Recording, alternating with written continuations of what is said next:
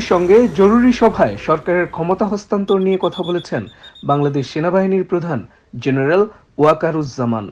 দায়িত্বশীল একাধিক সূত্র এ তথ্য জানিয়েছে।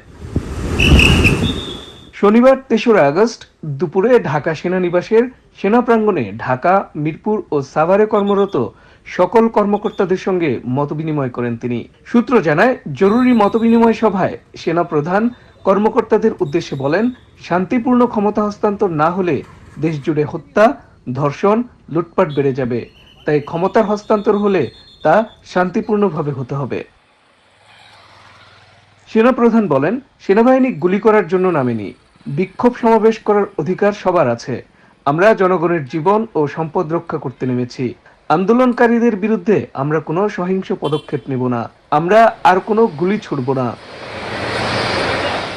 জেনারেল ওয়াকারুজ্জামান বর্তমান পরিস্থিতি তৈরির জন্য পুলিশ বাহিনীকে দায়ী করেন। সূত্র জানায়, সভায় এক কর্মকর্তা প্রশ্ন করেন, সেনাবাহিনীর গাড়ি পুড়িয়ে দেওয়া হয়েছে, এমনটি কিভাবে মানা সম্ভব?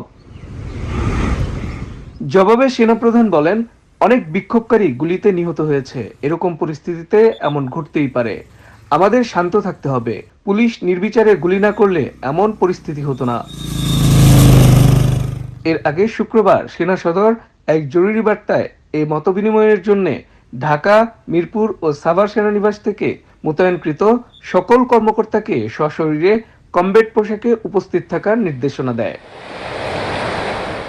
ঢাকা ও সাভার সেনানিবাসের বাইরে অন্যান্য সকল এরিয়া, ফরমেশন ও স্টেশনের কর্মকর্তারা অনলাইনের মাধ্যমে এই মতবিনিময়ে অংশগ্রহণ করেন।